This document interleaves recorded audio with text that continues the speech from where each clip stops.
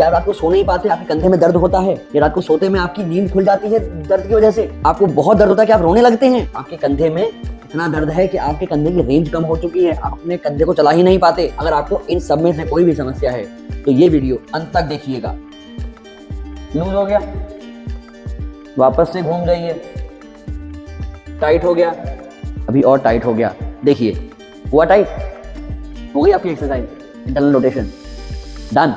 मैं हूं आपका फिजियोथेरेपिस्ट डॉक्टर अभिनव चतुर्वेदी, डायरेक्टर पुरानी हेल्थ केयर जागरा से। आज हम इस वीडियो में क्या बात करने वाले हैं, आपको तकलीफ क्या होती है, या फिर ये कहें कि आप ही को ये तकलीफ क्यों हो रही है, क्या हो रहा है आपके साथ में, क्या आप ये सब कुछ नहीं कर पा रहे, आपके कंधे में दर्द हो रहा है या आपके कंधे में जकड़न हो रही है, आप सोने का पोस्चर ठीक रख रहे हैं, आप सारे काम ठीक से कर रहे हैं, वजन भी नहीं उठा रहे हैं, पर फिर भी ऐसा क्या हो रहा है, क्योंकि कंधे का दर्द आपको काम ही नहीं करने दे रहा। क्या कारण है कि हर काम ठीक करते हुए भी आपके कंधे का दर्द बना हुआ है। तो इसीलिए आज हम बात करेंगे आपके कंधे की समस्याओं के बारे में कि क्या कारण होते हैं ये दर्द होने के, जो आपको नहीं पता, आपको अवगत कराएंगे उससे। इसके बाद हम बात करेंगे कि कंधे का दर्द किन किन स्टेजेस में होता है, और अंत में हम बात करेंगे किस स्टेज में किस प्रकार की एक्सरसाइज हमें करनी चाहिए, जिन्हें करने से आप अपनी समस्या को दूर कर सकते हैं। इसको बहुत गहराई से समझेंगे ताकि आप आपके कंधे के दर्द से निजात पा सकें। तो अब शुरू करते हैं। कॉज नंबर 1 ये होता है ट्रॉमा की वजह से। मान लीजिए आपके कंधे में कोई चोट ही लग गई, आप बाइक पे जाते ही हैं या कहीं चल के जा रहे हैं, आप गिर गए तो कंधे में खिंचाव आ गया तो दर्द होगा, कैप्सूल इरिटेट करेगा, इसलिए आपको कंधे का दर्द हो सकता है। आप अपने कंधे के जो मूवमेंट हैं उन्हें कम कर सकते हैं। बात करते हैं कारण नंबर 2 के ऊपर, टेंडनाइटिस। कई बार क्या होता है, रिपीटेड मूवमेंट की वजह से हमारे टेंडन इरिटेट करने लगते हैं, वहां पर इन्फ्लेमेशन हो जाता है, जिसकी वजह से आपको दर्द होता है, आप कंधे का यूज कम कर देते हैं। अगेन, जब कंधे का यूज कम कर देंगे तो आपका कैप्सूल फ्रीज होने लगेगा। आप कहते हो ना फ्रोजन शोल्डर, वो यहीं से आया है। जब कैप्सूल फ्रीज होगा, आपके मूवमेंट नहीं होंगे, तो उसकी जो मोबिलिटी है, इलास्टिसिटी, वो कम होती चली जाएगी, वो फ्रीज हो जाएगा, आपकी रेंज सारी कम हो जाएंगी। बात करते हैं कॉज नंबर 3 के ऊपर, रोटेटर कफ इंजरी। देखिए आपके रोटेटर कफ में यहाँ पर 4 मांसपेशियां होती हैं, सुप्रास्पाइनेटस, इंफ्रास्पाइनेटस, सबस्कैपुलरिस और टेरिस माइनर। इन 4 मांसपेशियों को मिलाकर बनता है रोटेटर कफ। यदि इन 4 में से किसी भी आपकी मांसपेशी में इंजरी होगी या इरिटेशन होगी तो आपके दर्द होगा। अगेन फिर से आप अपने कंधे का यूज कम कर दोगे, फिर से वो एडिशन आने लगेंगे, छोटे की तरफ आप बढ़ जाओगे। कॉज नंबर 4 है आपका स्लीपिंग पोस्चर। आपको तो ये लगता है कि आप ठीक से सो रहे हो, परंतु कहीं ना कहीं गलती है। इसके ऊपर पूरा एक वीडियो अवेलेबल है हमारे चैनल पर, जाकर देखिएगा, लिंक आई कार्ड में अवेलेबल है। तो स्लीपिंग पोस्चर, क्योंकि आपको एक ग्लिम्स देता हूँ, क्या होता है जब आप सोते हो, आमतौर पर आप अपने हाथ को लगाते हो कंधे के नीचे, जब आप ये मूवमेंट कर दोगे आपका जो कंधा है वो एक्सटर्नल रोटेशन में चला जाएगा। इस वजह से कैप्सूल पे अनावश्यक खिंचाव पड़ेगा, इरिटेट होगा, इन्फ्लेमेशन होगा, दर्द होगा, आप अपने हाथ का यूज फिर से कम कर दोगे, फिर वही जाम होने की स्थिति आ गई। आप बोलते डॉक्टर कंधा जाम होने लगा, फिर वही स्थिति आ जाएगी। अब बात करते हैं कॉज नंबर 5 के ऊपर। अगर आपके कभी सर्वाइकल की समस्या हुई या चेस्ट में पेन हो रहा है, तो भी तो आप ये समझते हैं कंधे की समस्या हो रही है, कंधे से पेन रेडिएट होके जा रहा है, तो भी तो आप अपने कंधे का यूज कम कर देते हो। जब कंधे का यूज इन किन्हीं भी वजहों से कम होगा तो आपको फ्रोजन शोल्डर की समस्या बननी शुरू हो जाएगी, या जिसे हम कहते हैं एडहेसिव कैप्सुलाइटिस, क्योंकि इसमें कैप्सूल की थिकनिंग शुरू हो जाती है। ये हैं आपके कॉजेज। और भी कॉजेज होते हैं, अब ज्यादा मैं अगर डिटेल में बताऊंगा तो वीडियो बहुत लंबा हो जाएगा, इस पे फिर कभी बात करेंगे और वीडियो देखिएगा उसके बारे में। अभी हम बात करते हैं इसकी स्टेजेस के बारे में, किन किन स्टेज में ये समस्या होती है। देखिए हम फ्रोजन शोल्डर को 3 स्टेजेस में बांटते हैं। हम अब बात करते हैं पहली स्टेज के बारे में। इस स्टेज का समय होता है 3 से 6 महीना। होता क्या है इसमें आप जो मैंने बताया था ना स्टार्टिंग में कि आप रात को सोते में उठ जाते हैं, आपकी नींद खुलती है दर्द की वजह से, ये होता है पहली स्टेज में। दर्द होता है और बहुत शार्प शूटिंग पेन होता है कि आप रात को सोते में उठ जाते हो। पेन के साथ साथ आपको इरिटेशन भी होती है, कंधा परेशान करता है, बार बार तकलीफ होती है शोल्डर को मूव करने में। देखिए अगर आपको ये समस्या हो रही है तो आप पहली स्टेज में लाई करते हैं। इसके लिए आप क्या एक्सरसाइज कर सकते हैं, क्या ट्रीटमेंट होगा, उसके बारे में हम अंत में बात करेंगे। यहाँ आपको हम सबसे पहले समझा देते हैं क्या क्या होता है तीनों स्टेजेस के बारे में। ठीक है, अब बात करते हैं स्टेज नंबर 2 के बारे में। स्टेज नंबर 2 का जो टाइम ड्यूरेशन है वो होता है 6 से 12 महीने। इस स्टेज में हमें समस्या क्या होती है, इस स्टेज में हमारे जॉइंट की स्टिफनेस बढ़ने लगती है। हमारी रेंज कम होने लगती है। देखिए पहले हुआ था पेन और इरिटेशन, अब जॉइंट की स्टिफनेस बढ़ेगी तो रेंज कम होने लगती है। आपका कंधा अभी यहाँ तक चल रहा है, कहो अब इसके बाद माने यहीं तक रह गया और समय बढ़ता जाएगा, ध्यान नहीं दिया और नीचे आ जाएगा, हाथ का घूमना तक बंद हो जाएगा, आप हाथ अपना पीछे भी नहीं लेकर जा पाएंगे।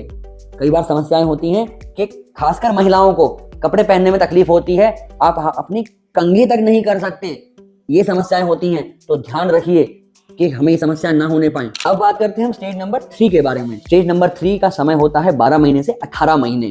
ये रिकवरी की फेज होती है जिसे हम थ्रोइंग फेज कहते हैं।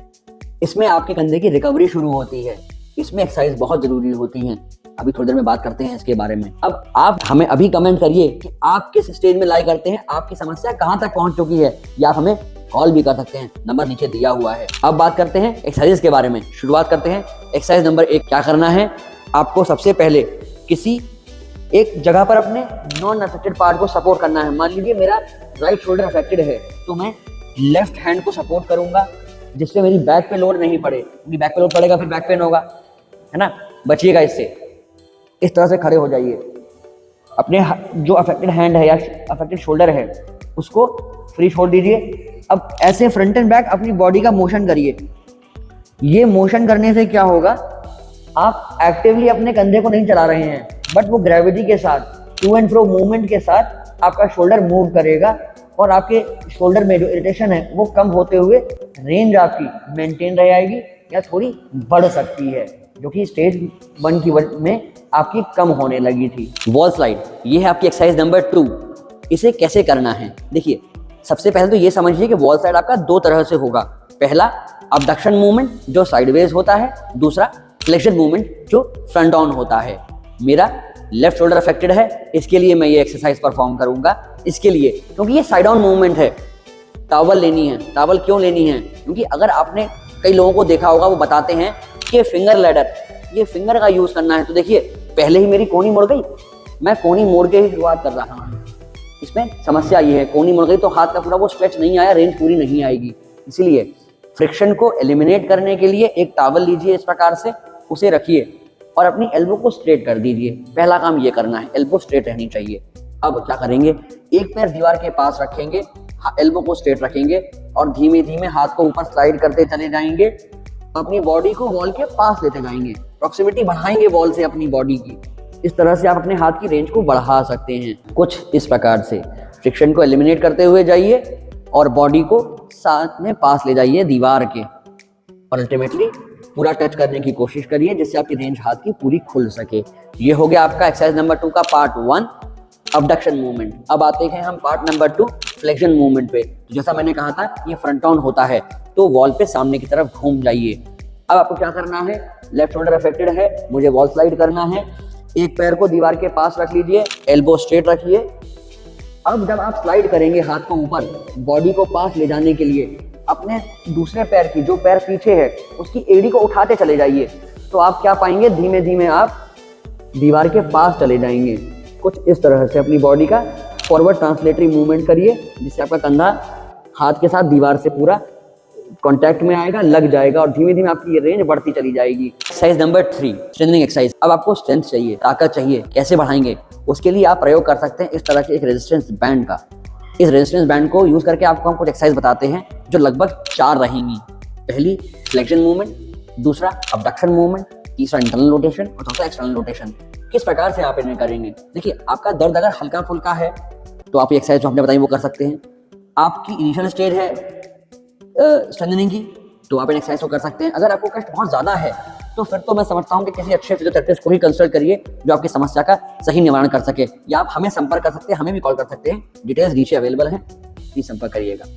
शुरुआत करते हैं रेजिस्टेंस बैंड से एक्सरसाइजेस की। पहली एक्सरसाइज होगी फ्लेक्शन एक्सरसाइज। किस प्रकार से हम उसे कर सकते हैं? ट्यूब को लीजिए। अगर मेरा लेफ्ट शोल्डर अफेक्टेड है तो मैं लेफ्ट शोल्डर के नीचे उसको लेफ्ट पैर से मैं उसको दबाऊंगा, इस प्रकार से रखेंगे, होल्ड करिए, धीमे धीमे हाथ को ऊपर लेकर जाइए, फ्लेक्शन मूवमेंट परफॉर्म करेंगे इस प्रकार से। ये सेल्फ ट्रेनिंग एक्सरसाइजेस हैं, आप इन्हें अपने घर पे भी परफॉर्म कर सकते हैं। हाँ, एक बात और मैं बताना चाहूँगा, ये रेड कलर का जो ट्यूब है ये सबसे कम रेजिस्टेंस का होता है। इनिशियली अगर आप अपने आप से एक्सरसाइज कर रहे हैं तो इन्हीं से करिएगा, वरना आपके थेरेपिस्ट तो आपकी कलर कोडिंग के हिसाब से अकॉर्डिंगली आपको एक्सरसाइज करा ही लेंगे। फ्लेक्शन मूवमेंट इस प्रकार से होगा, वापस आ जाएंगे, ये हुआ आपका फ्लेक्शन मूवमेंट। अब हम करेंगे सेकंड मूवमेंट जो है अबडक्शन का, कैसे करना है। इसी को मैं साइड ऑन घूम जाऊं अगर इस प्रकार से, तो मैं परफॉर्म कर सकता हूं। हाथ को साइड ऑन लेके जाना है, ध्यान ये रखेंगे, एल्बो स्ट्रेट रहेगी और हाथ ऊपर आएगा। अब देखिए, आपने एक चीज पे अगर गौर नहीं करा हो तो दोबारा देखिएगा। पहले मैंने परफॉर्म किया था मूवमेंट इस प्रकार से, तो हाथ को घुमा लिया था। ये बहुत जरूरी है, क्योंकि अगर आप हाथ को इस प्रकार से लेकर जाएंगे तो हाथ कभी पूरा ऊपर नहीं जा पाएगा आपका एक बार में। इसलिए नीचे आइए, हाथ को ऊपर ले जाना शुरू करिए, शोल्डर को, और 90 डिग्री का रोटेट कर दीजिए अंदर की तरफ इस प्रकार से, तो आपका हाथ पूरा ऊपर आएगा, आपका हाथ कान से टच भी हो सकेगा। इस प्रकार से मूवमेंट को परफॉर्म करेंगे। बात करेंगे हम एक्सरसाइज नंबर 3 और 4 की, इंटरनल रोटेशन और एक्सटर्नल रोटेशन। इस ट्यूब को आपको कहीं बांधना पड़ेगा, आप पैर के नीचे रखने से काम नहीं चलने वाला आपका। इस प्रकार से लीजिए और इसको टाई कर दीजिए। अभी ये ग्रिप प्रॉपर आ गई आराम से, ठीक है। अब इसको होल्ड कर लीजिए, ऐसे पकड़ें या ऐसे पकड़ें, घुमा के पकड़ लीजिए। अब देखिए, मैं अभी खड़ा हूं न्यूट्रल पोजीशन में, मुझे करना है इंटरनल रोटेशन। कुछ नहीं करना, बहुत सिंपल है, बस ऐसे घूम जाइए, हो गया इंटरनल रोटेशन।